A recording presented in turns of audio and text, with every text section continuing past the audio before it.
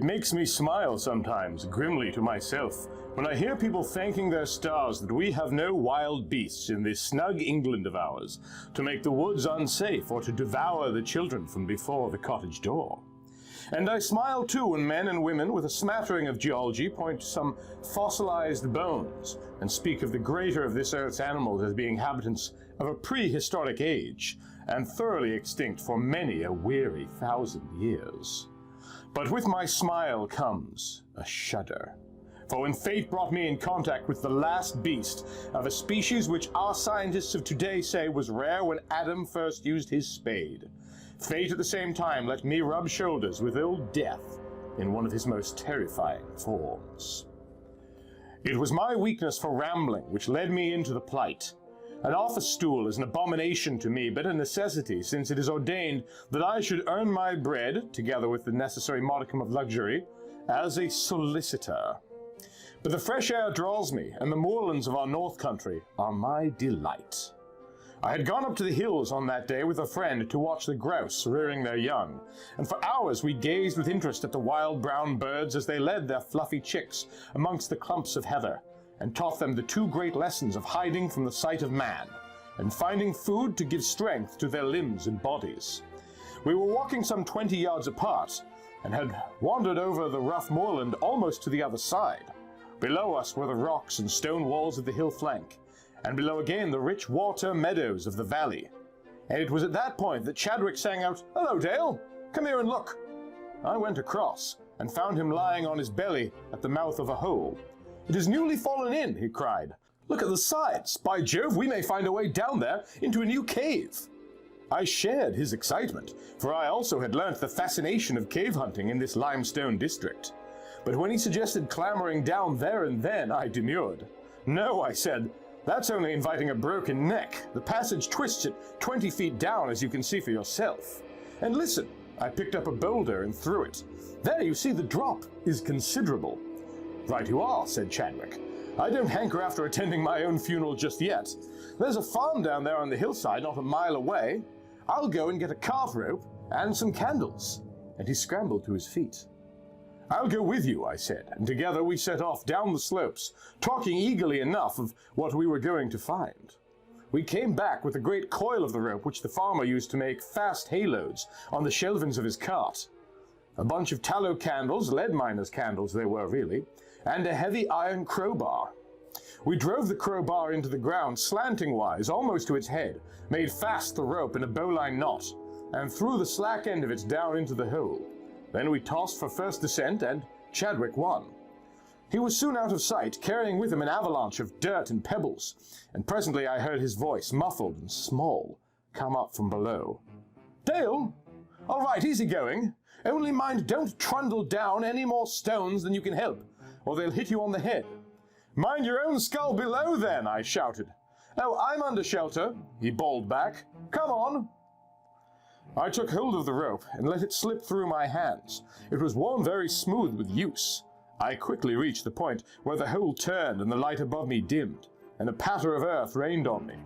The rope swung with my weight like a pendulum, and I should say the sheer descent was a matter of 40 feet.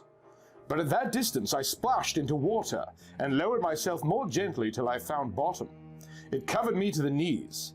I saw the yellow glow of Chadwick's candle further on in the darkness.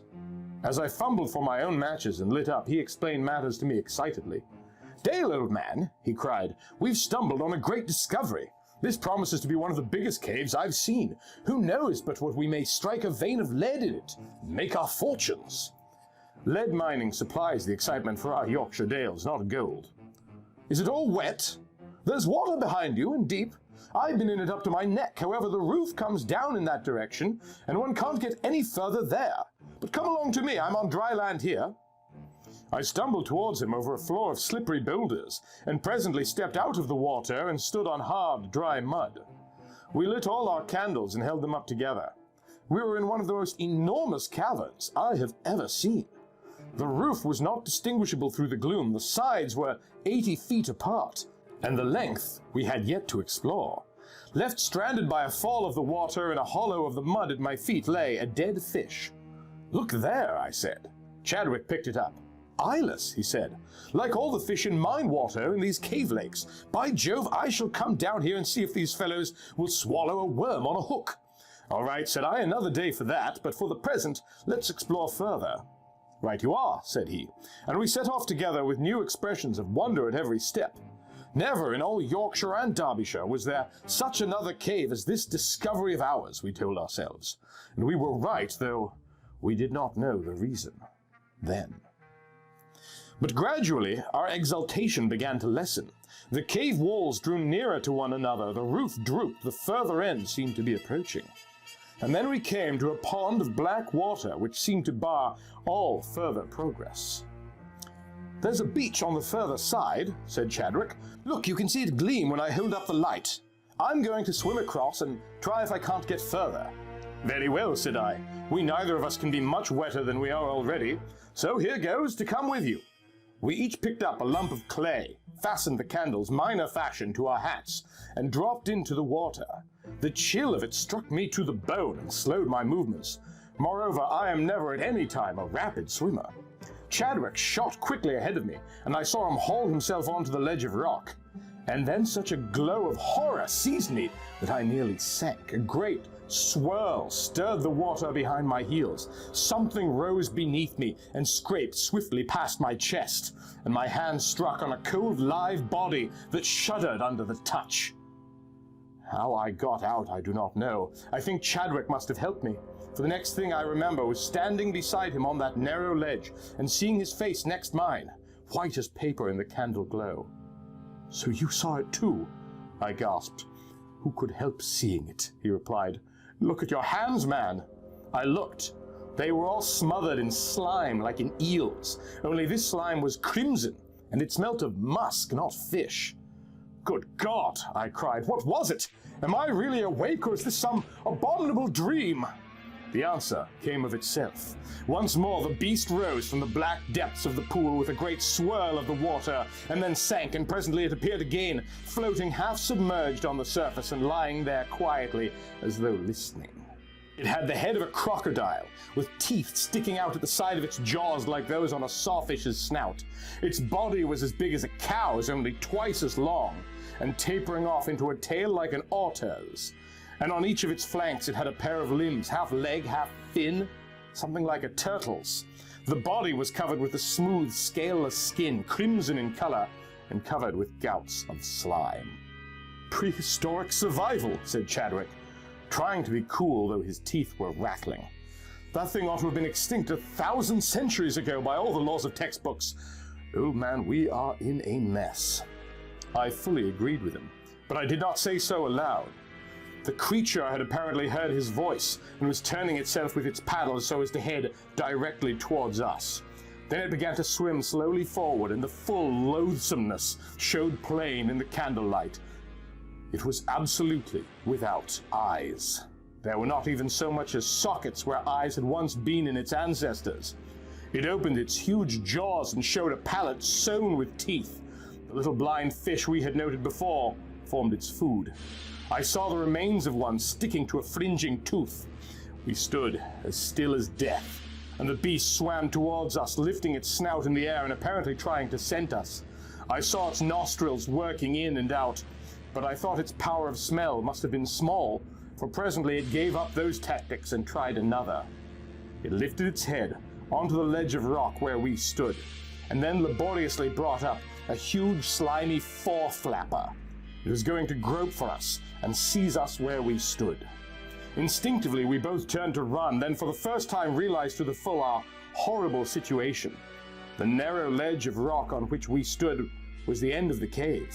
There was no further passage. We were in a cul-de-sac. I felt the beast's breath cold and clammy upon my ankles, and the instinct of the hunted mended my wit. I had in my pocket a penknife, a miserable dainty thing with a tortoiseshell handle, barely heavy enough to sharpen a pencil. With fumbling fingers, I pulled it out and opened the blade. The beast was nuzzling for me with its quick-moving head. I raised my hand and stabbed at the crimson flesh with repeated blows. The blade tore great scores in the beast's head, but it made no cry. It was horribly dumb. But it followed me with a hound's persistence, champing its 1,000 teeth and slobbering on the rock.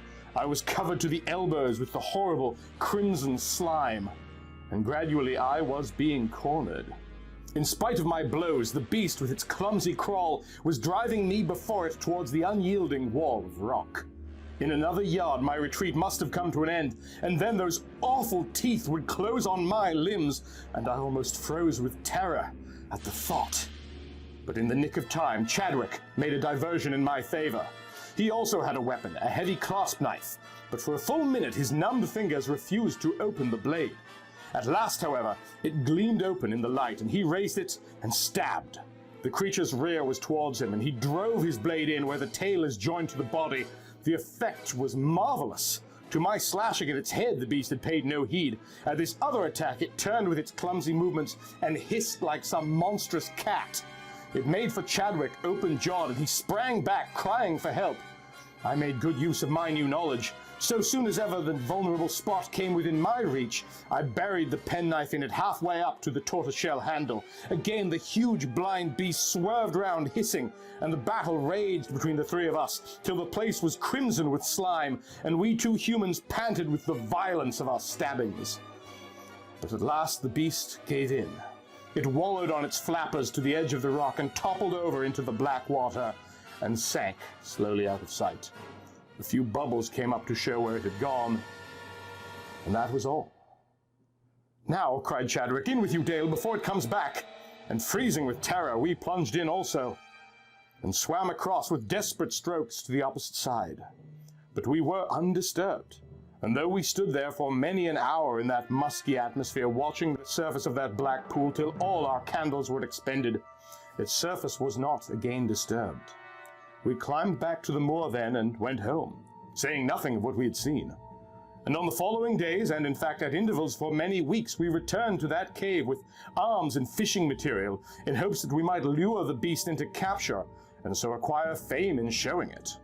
But never a glimpse or a sign of the beast did we ever get again. The alligator smell of musk had cleared from the air, and in the end, when we gave up the quest, we were ashamed to speak of what we had seen, lest listeners, after their custom when they hear of anything strange which cannot be produced in evidence, should openly scoff and call us liars for our tale. But at the same time, we advertised to no one the finding of the new cave, lest some unfortunate wight should go there and die a horrible death through the beast coming once more to the surface. For mind you, although we injured that hateful, blind, scarlet creature to the utmost of our ability, both Chadwick and myself are firmly convinced that we did not kill it. If its enormous vitality had helped it to endure through all those eras of time since its fellows disappeared from the surface of the earth, it was not likely to succumb to the attacks of our puny weapons. Yes, as we will learn in the coming months, there's a lot more than we realize under the Earth's surface. You might even say that there's a world going on underground. In the meantime, thank you to all of our amazing Patreon supporters, especially Michael Fittori, Zanazira, and Break System BSE for helping to make this video possible. If you enjoyed it, please hit the bell, mash the comments, and leave a subscribe, and thanks for being you.